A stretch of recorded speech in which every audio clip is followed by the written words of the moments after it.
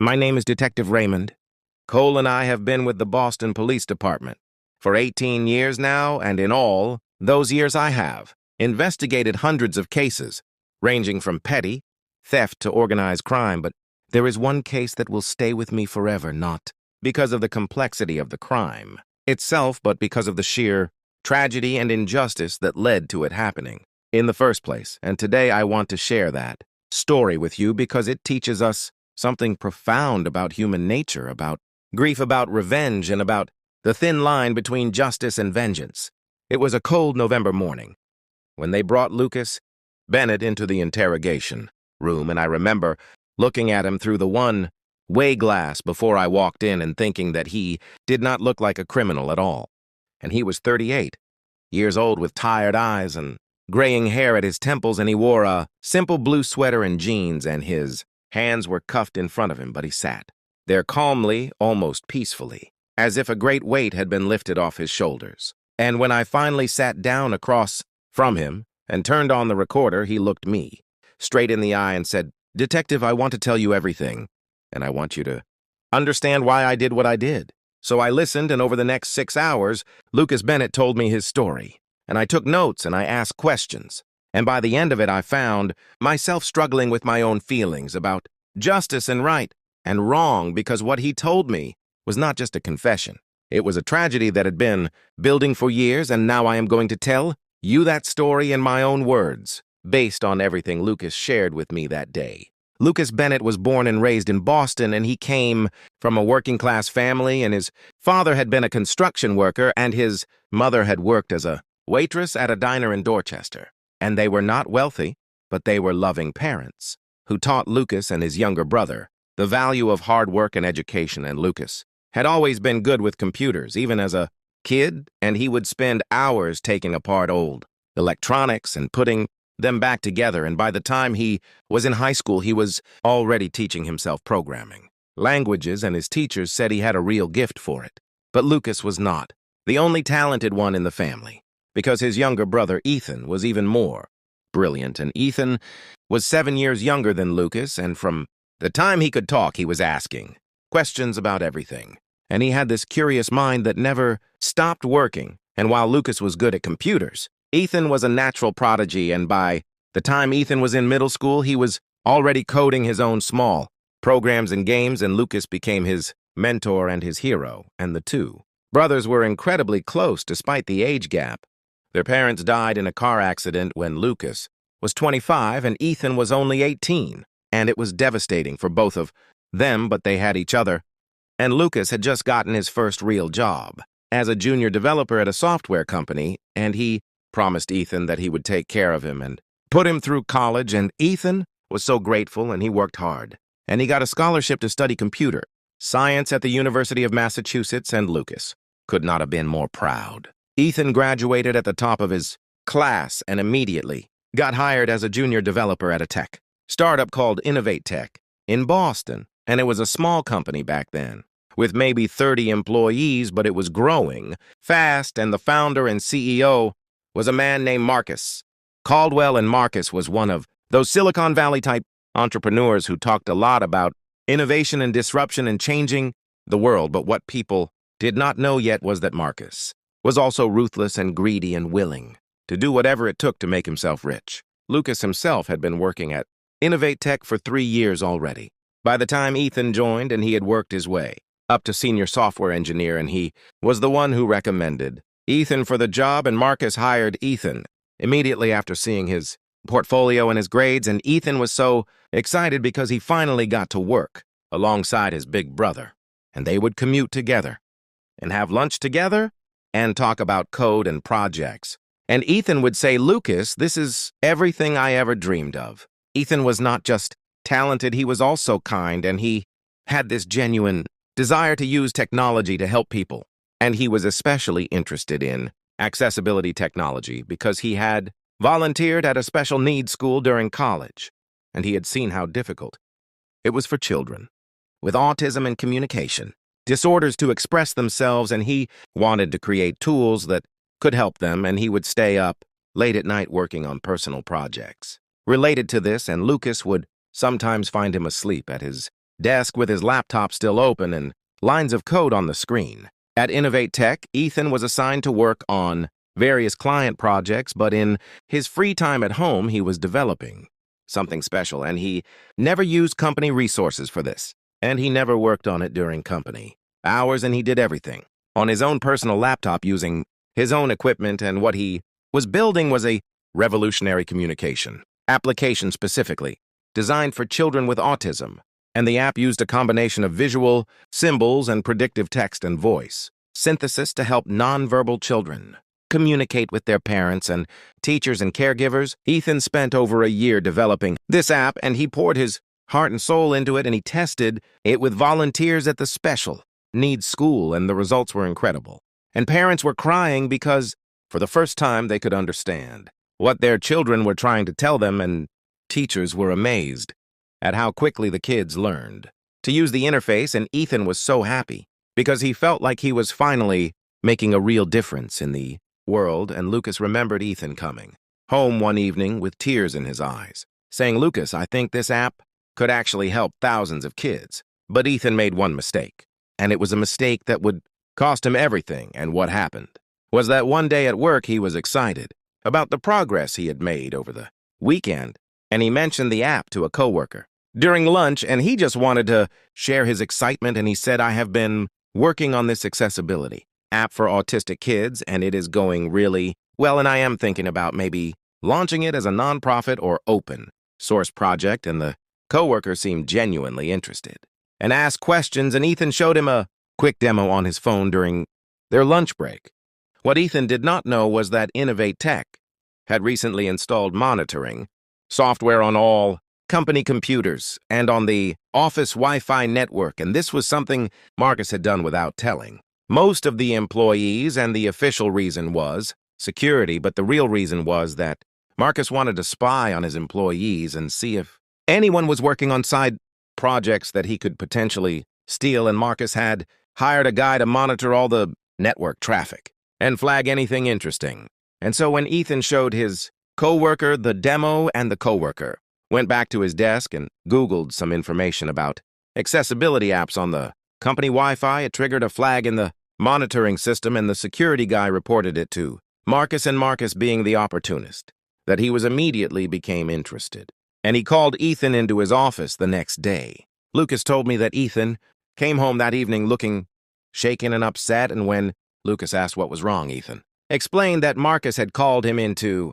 his office and asked about the accessibility app, and Ethan had been honest and explained that it was a personal project he had been working on at home on his own time with his own resources, and Marcus had seemed friendly at first and had asked to see a full demonstration, and Ethan had been naive enough to show him everything, including the source code and the test results and the feedback from parents and teachers. And then Marcus had said something that made Ethan uncomfortable, and Marcus had said, "This is really impressive. Ethan and I think InnovateTech should be involved in this, and we could scale it up and market it properly and make it available to millions of kids." And Ethan had responded that he was planning to release it as open source, or maybe create a nonprofit, because he did not want to charge families who already had so many expenses related to their children's care. And Marcus had frowned at that and said, "Well, that is very noble of you, but you do realize that since you are an InnovateTech employee, anything you create is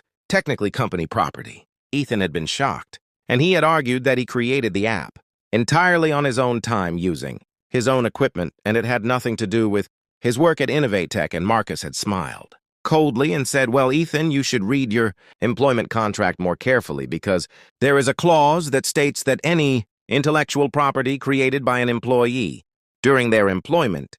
period belongs to the company, regardless of when or where it was created." And Ethan had left that meeting feeling sick to his stomach. That night, Lucas and Ethan stayed up late reading through the employment contract, and sure enough, there was a clause buried in the fine print, and it was one of those overly broad intellectual property agreements that many tech companies use. And Lucas felt terrible because he had been the one who recommended that Ethan take the job, and he had not thought to warn him about reading the contract carefully. And Ethan was devastated because he had put his heart into this app, and the idea that Marcus could just take it away from him was unbearable. The next few days were tense, and Marcus called Ethan into his office again, and this time he was more direct. And he said, "Ethan, I have spoken with our lawyers, and they confirmed that your app belongs to InnovateTech, and we are prepared to move forward with it, and we will, of course, give you credit as the lead developer, and there might even be a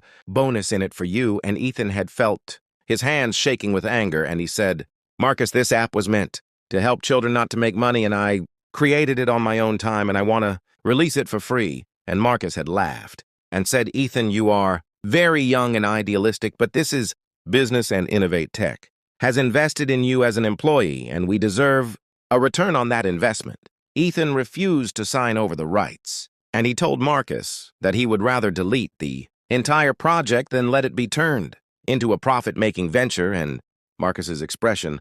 had turned cold, and he said that would be very unwise, Ethan, and if you do not cooperate, I will have no choice but to take legal action. And Ethan had stood up and said, "Then I quit." And he had walked out of Marcus's office, but Marcus was not going to let it go that easily. And 2 days after Ethan quit,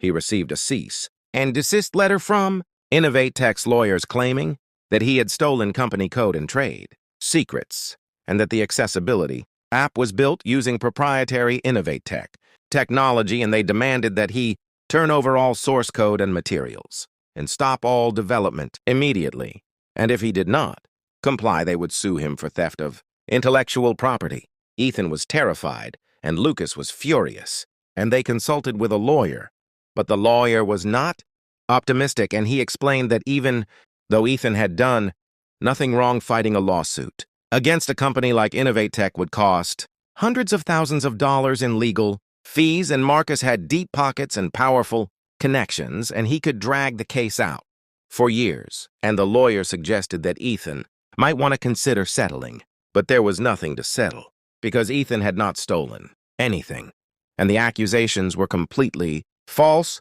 and Lucas told Ethan not to give in and that they would find a way to fight this. But Ethan was already breaking down emotionally, and he had gone from excited and hopeful to anxious and depressed in a matter of weeks, and he stopped sleeping well, and he stopped eating properly, and Lucas was worried about him. Then Marcus made his next move, and he did something truly evil, and he sent an email to several major tech companies in Boston and Silicon Valley, and in that email he claimed that Ethan Bennett was a former InnovateTech employee who had been terminated for theft of intellectual property, and that he was currently under investigation, and that any company considering hiring him should be aware of his history. And Marcus made sure to copy multiple HR departments and recruiters. The email destroyed Ethan's reputation overnight, and suddenly, every job application Ethan submitted was rejected, and recruiters who had been interested in him stopped returning his calls. And when Ethan tried to explain his side of the story, people were skeptical because why would a CEO lie about something like that in the tech industry? It's small and everyone talks. And soon Ethan's name was mud. Lucas tried to help, and he offered to let Ethan stay with him rent-free, and he helped Ethan look for work outside of tech. But Ethan had spent his entire life preparing for a career in software development, and the idea of giving up on that dream was crushing, and he started to spiral into a deep depression. And Lucas could see it happening, but he did not know how to stop it. Months went by, and Ethan could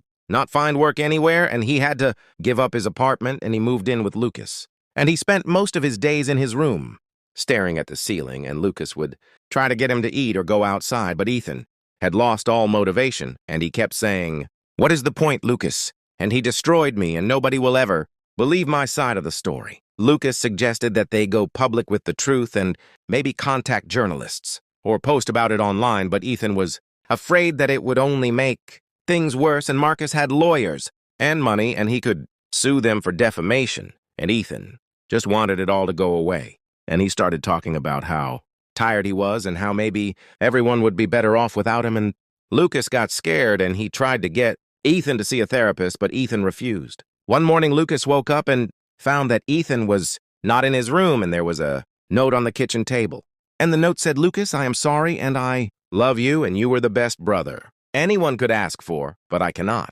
do this anymore, and I am so tired, and maybe in another life I could have made a difference. but not in this one, and please do not blame yourself." And Lucas's heart dropped, and he grabbed his phone and called Ethan over and over, but there was no answer. Lucas ran outside and searched the neighborhood and called hospitals and police stations, and finally he got a call from a hospital saying that a young man matching Ethan's description had been brought in, and Lucas rushed there, but by the time he arrived, it was too late, and Ethan had died from hypothermia and pneumonia after spending the night on the streets in freezing weather, and he had simply laid down on a bench in a park and gone to sleep and never woken up, and he was only 26 years old. Lucas told me that when he identified Ethan's body in the morgue, something inside him died, too, and he stood there looking at his baby brother, and he remembered all the times they had spent together and how Ethan used to look up to him with those bright,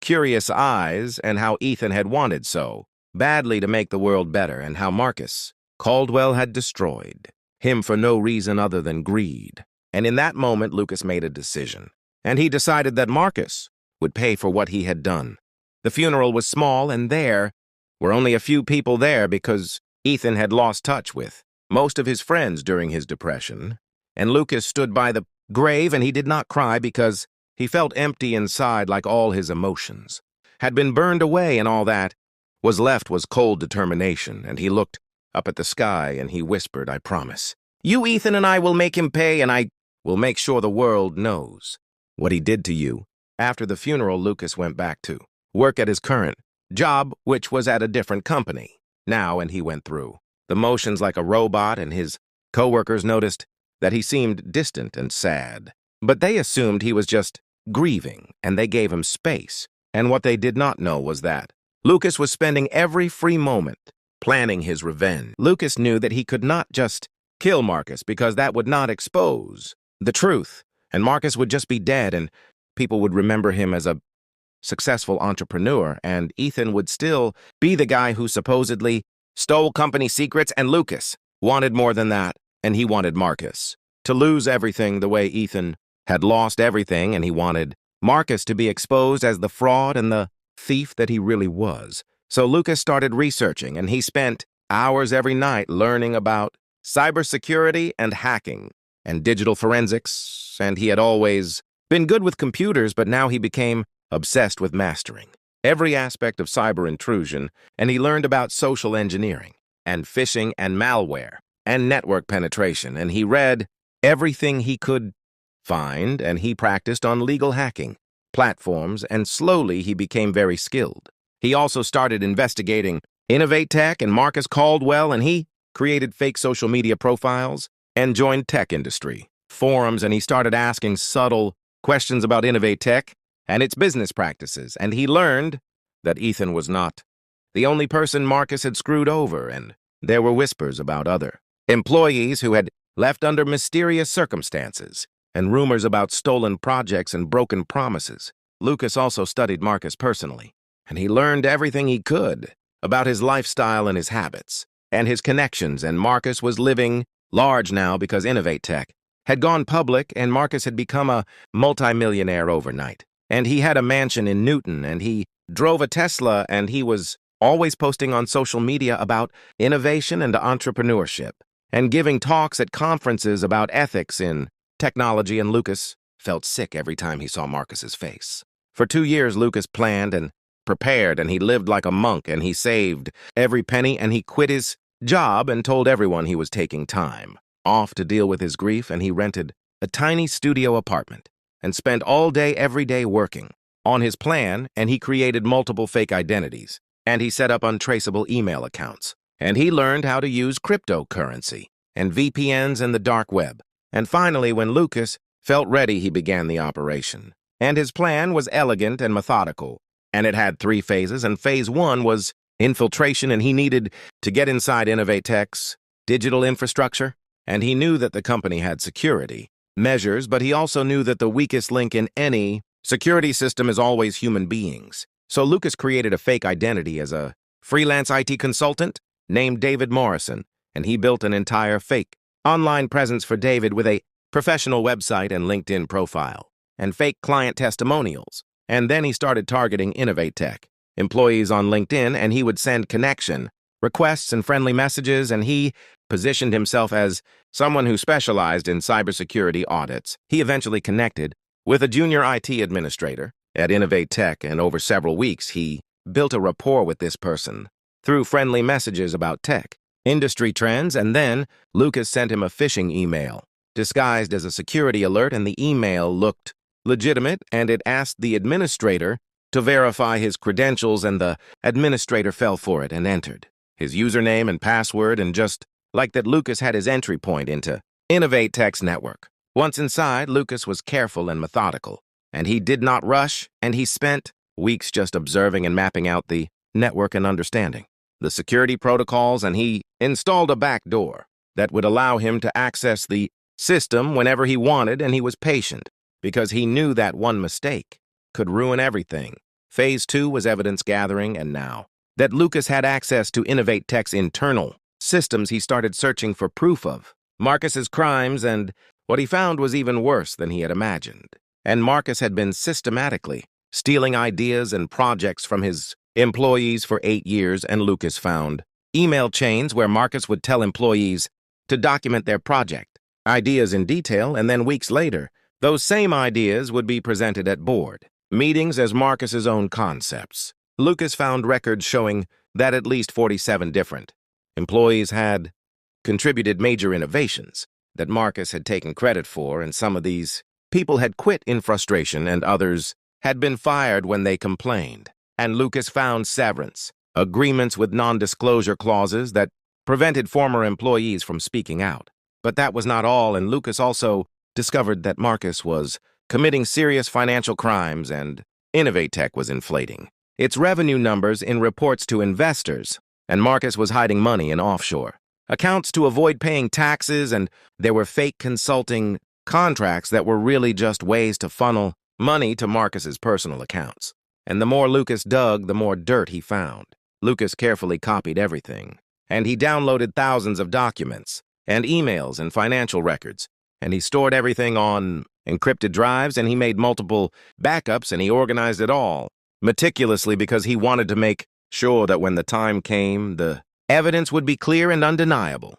Phase 3 was exposure, and this was the most delicate part because Lucas needed to make sure the information reached the right people in a way that could not be ignored or covered up, and he decided to take a multi-pronged approach. First, he compiled a detailed report documenting all of Marcus's intellectual property theft, and he included emails and project files and testimony from former employees, and he sent this anonymously to the Federal Bureau of Investigation, and he made sure to highlight the financial fraud as well, because he knew that would get their attention. Then he reached out anonymously to several investigative journalists who covered the tech industry, and he provided them with the evidence, and he gave them everything they needed to write detailed exposés, and he made it easy for them by organizing the information clearly. Next, Lucas identified all 47 employees whose ideas had been stolen, and he tracked down their current contact information, and he sent each of them an anonymous email package containing proof of what Marcus had done and evidence showing that their work had been stolen, and he told them that federal investigators were now involved and that they should consider coming forward. And finally, Lucas did something bold, and he hacked into Marcus's personal investment accounts, and he found the money that Marcus had essentially stolen from the original creators. Through his intellectual property theft, and over the course of several days, Lucas systematically transferred portions of that money back to the 47 employees who had been cheated, and he sent the money anonymously through cryptocurrency and then converted it to regular bank deposits, and he made sure each transaction was small, enough to not trigger immediate fraud alerts. Lucas told me that watching those transfers go through felt like the first time he had breathed properly since Ethan died, and he imagined Ethan smiling and saying, "Lucas, you are giving it back to the people who actually earned it," and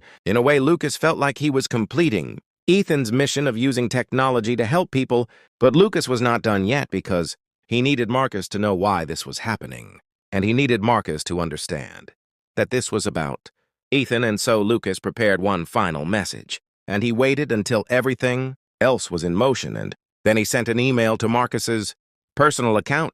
The email was simple, and it said, Marcus Caldwell, you destroyed. Ethan Bennett, and you stole his work, and you ruined his reputation, and you killed him as surely as if you had done it with your own hands, and now the world is going to know what kind of person you really are, and this is for Ethan, and this is his revenge. And I am his brother, Lucas Bennett, and I am not hiding anymore. Lucas sent that email, and then he waited, and he knew that once Marcus received it, there would be a manhunt, but Lucas did not care anymore because he had already decided that he would turn himself in after making sure the evidence reached the right people, and he felt calm. For the first time in 2 years, within 48 hours, everything exploded, and the FBI raided InnovateTech, his offices, and seized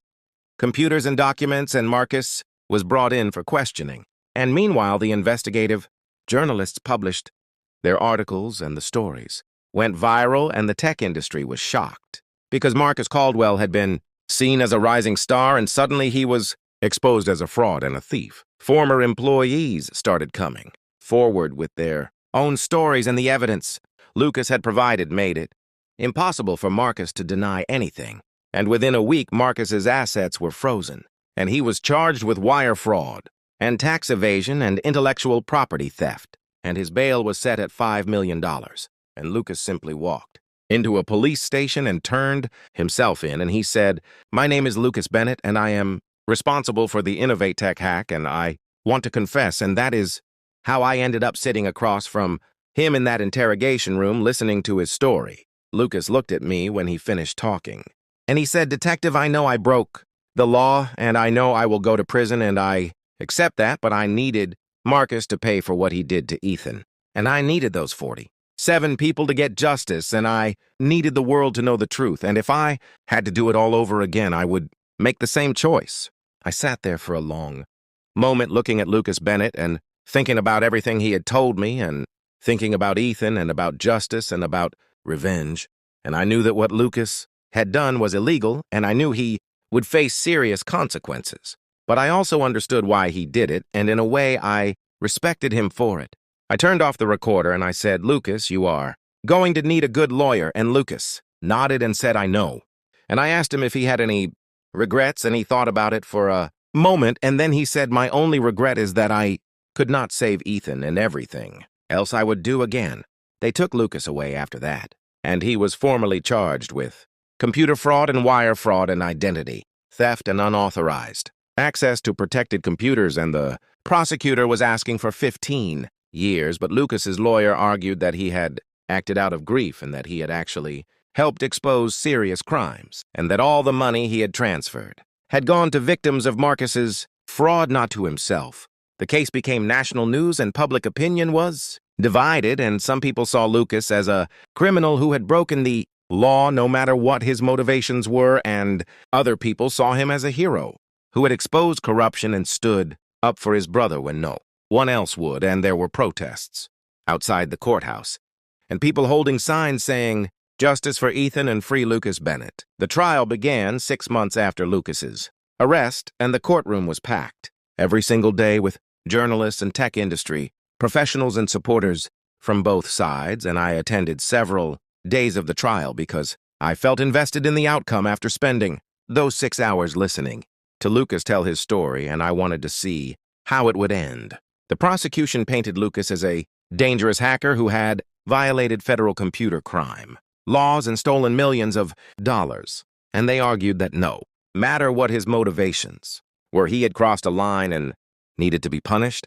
to the full extent of the law. And the lead prosecutor was a woman named Jennifer Walsh, and she was tough and thorough, and she laid out every single law that Lucas had broken, and there were many. She brought in expert witnesses who testified about the sophisticated nature of the hack and how Lucas had used social engineering and phishing and malware to infiltrate InnovateTech systems, and they explained how he had created fake identities and used encryption and cryptocurrency to hide his tracks, and they made it sound like Lucas was some kind of criminal mastermind. But then Lucas's defense attorney stood up, and his name was Robert Chen, and he was a public defender who had taken the case pro bono because he believed in it. And Robert was young and passionate, and he knew he was fighting an uphill battle, but he was determined to make the jury understand Lucas's side of the story. Robert's strategy was not to deny what Lucas had done, but to provide context, and he called witnesses who had known Ethan, and they testified about what a brilliant and kind person he had been and about his dreams of helping children with disabilities, and they talked about how excited Ethan had been about his accessibility app and how he had tested it with real families and gotten incredible results. Then Robert brought in several of the 47 former InnovateTech employees whose ideas Marcus had stolen, and one by one they took the stand and told their stories. And there was a woman named Jennifer Park who had developed an algorithm for predictive analytics, and Marcus had taken it and patented it under his own name, and she had quit in frustration, and her career had stalled because she could not prove the work was hers. There was a man named Derek Thompson who had created a revolutionary database architecture, and Marcus had fired him and then implemented his design and made millions from it, and Derek had been so discouraged that he had left the tech industry entirely and was now working as a high school teacher. There was another woman named Priya Sharma who had whistleblown about Marcus's fraudulent accounting practices, and Marcus had retaliated by spreading rumors that she was mentally unstable and unreliable, and she had been blacklisted from the industry and had struggled with depression and financial hardship for years. Each testimony was heartbreaking, and each person explained how they had felt powerless against Marcus because he had money and lawyers and connections, and they had nothing. And some of them had tried to speak out and been silenced, and others had just given up because fighting seemed impossible. And when Robert asked them how they felt when they received the anonymous transfers of money and the evidence packages, several of them broke down crying and said it was the first time in years that they had felt like someone cared about what had happened to them. Robert also brought in experts on corporate fraud and intellectual property theft, and they testified that what Marcus had done was not just unethical but illegal, and that he had systematically violated the rights of his employees and defrauded investors and evaded taxes. And they explained that the tech industry had a serious problem with powerful CEOs exploiting their workers, and that people like Marcus rarely faced consequences because they could afford to make problems go away. The prosecution objected repeatedly and argued that the defense was trying to put Marcus Caldwell on trial instead of Lucas Bennett, and technically, they were right because Lucas was the defendant, not Marcus, but Robert argued that the jury needed to understand the full context of why Lucas had done what he did, and the judge allowed most of the testimony to continue. Then came the moment everyone had been waiting for, and Lucas took the stand in his own defense, and Robert asked him to tell the jury about his brother and Lucas's voice was steady and calm as he described Ethan, and he talked about how they had grown up together, and how close they had been, and how Ethan had been the best person he had ever known. Lucas explained how Ethan had created the accessibility app and how excited he had been about helping children, and how Marcus had stolen that dream from him and destroyed his reputation and driven him to despair. And when Lucas described finding Ethan's body in the morgue, his voice finally cracked, and he had to pause and take a breath, and there were tears running down his face, and several jurors were crying too. Robert asked Lucas why he had not gone to the police or the FBI when Marcus destroyed Ethan's career, and Lucas said he had considered it, but he had not thought they would believe him because Marcus was powerful and connected, and Ethan was just one person, and there was no clear evidence of a crime at that point, and it would have been his word against Marcus's word, and Marcus had lawyers. Robert asked Lucas why he had turned himself in after the hack, and Lucas said because he never intended to get away with it, and he said his goal was not to avoid consequences but to expose the truth and make sure Marcus faced justice, and once that was accomplished, Lucas was ready to accept. The prosecution cross-examined Lucas aggressively, and Jennifer Walsh hammered him on the illegality of his actions, and she got him to admit that he had broken multiple federal laws and that he had accessed protected computers without authorization, and that he had stolen financial data, and that he had transferred money that did not belong to him, even if he had given it to people who deserved it. She asked Lucas if he thought he was above the law, and Lucas said no, and she asked if he thought vigilante justice was acceptable in a civilized society, and Lucas said no, but sometimes. The legal system fails people, and someone has to stand up, and she asked if he understood that his actions could have set a dangerous precedent, and Lucas said he understood. But he would make the same choice again, because his brother's life mattered more than legal precedent. The trial lasted 3 weeks, and the closing arguments were powerful on both sides, and Jennifer Walsh told the jury that they could not let sympathy cloud their judgment, and that Lucas Bennett had committed serious crimes and needed to be held accountable, and she said that if they let him off easy, it would send a message that hacking and fraud were acceptable as long as you had a good story. Robert Chen told the jury that this case was about more than just computer crimes, and it was about a broken system that allows powerful people to destroy the powerless and get away with it, and he said that Lucas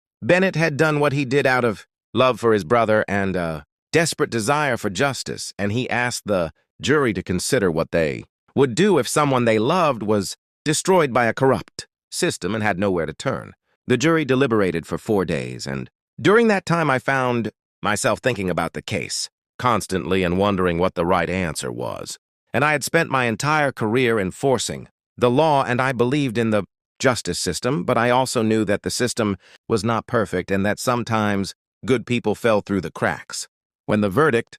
finally came in, the courtroom was silent, and the jury found Lucas Bennett guilty on all counts, but they also submitted a recommendation for leniency, and the judge scheduled sentencing for 2 months later. Meanwhile, Marcus Caldwell's legal troubles were escalating rapidly, and the FBI had built a massive case against him, and the evidence that Lucas had gathered was crucial to their investigation. And Marcus was facing dozens of charges, including wire fraud and tax evasion and securities, fraud and theft of intellectual property, and his lawyers were scrambling to negotiate a plea deal. Several other former InnovateTech employees had come forward with additional accusations, and the company's board of directors had forced Marcus to resign, and InnovateTech's stock price had collapsed, and investors were filing lawsuits, and Marcus's reputation was completely destroyed, and the media was calling him one of the biggest frauds in Silicon Valley history. Marcus tried to claim that he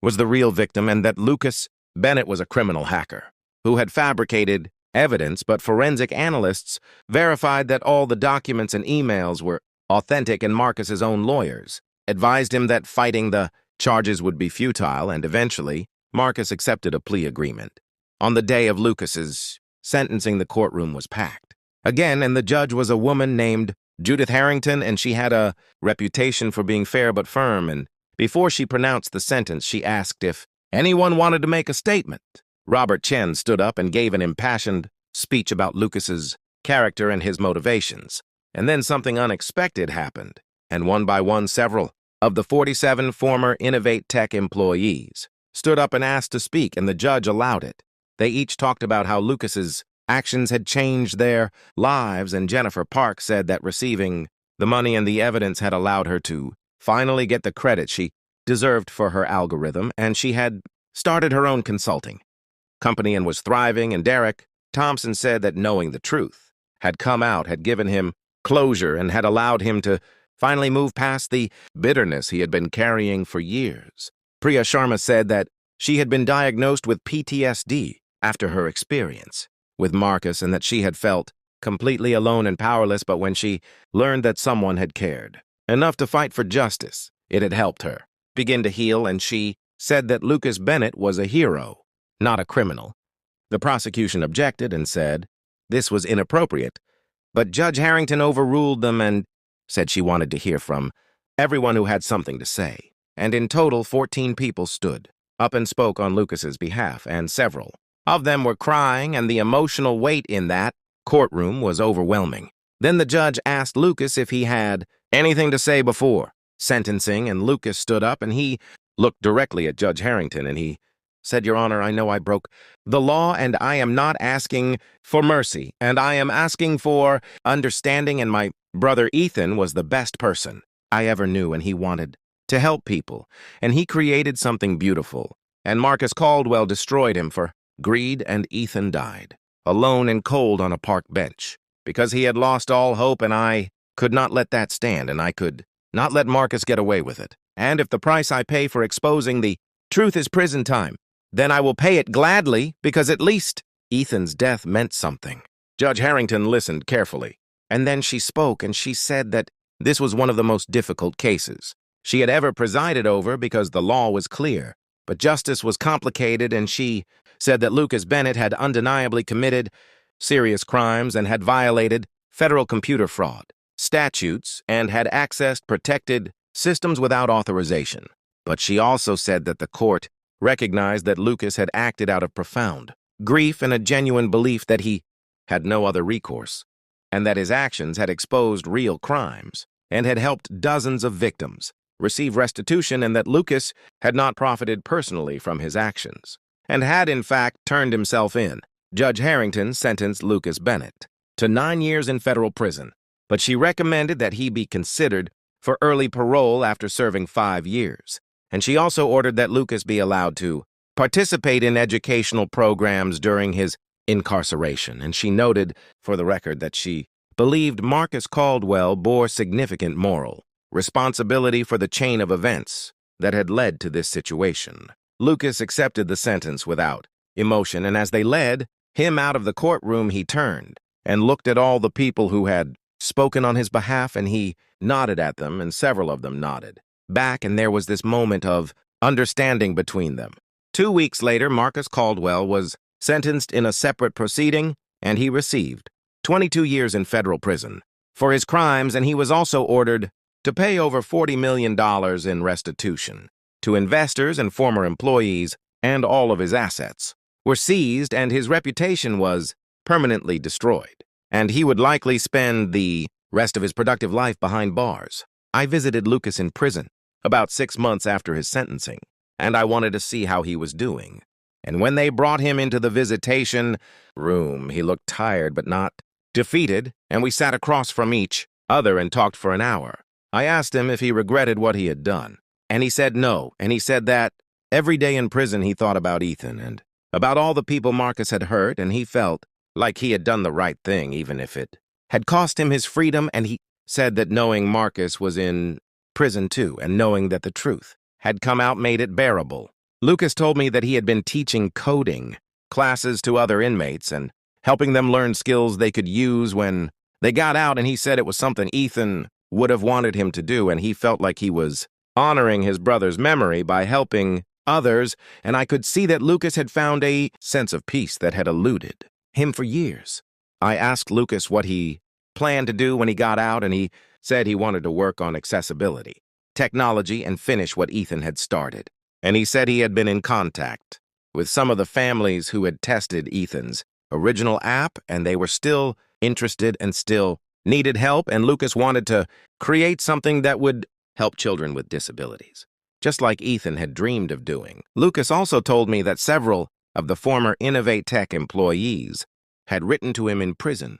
and had promised to help him when he got out, and they wanted to collaborate on projects and support each other, and Lucas said it felt like Ethan's legacy was bringing good people together, and that meant everything to him. As I left the prison that day, I found myself reflecting on everything that had happened and on the nature of justice and revenge and whether there was really a difference between the two, and I thought about how the legal system is supposed to protect people, but sometimes it fails, and sometimes good people are destroyed, and bad people prosper, and what do you do when that happens? Lucas Bennett had chosen to take matters into his own hands, and he had broken laws and violated norms, and he was paying the price for that, but he had also exposed corruption and helped victims and brought a truly bad person to justice, and the world was arguably better because of what he had done, even if his methods were illegal. I have been a police officer for nearly 2 decades now, and I believe in the rule of law, and I believe that society cannot function if everyone decides to be their own judge and jury, but I also recognize that the system is not perfect and that sometimes justice requires someone to stand up and fight even when the odds are against them.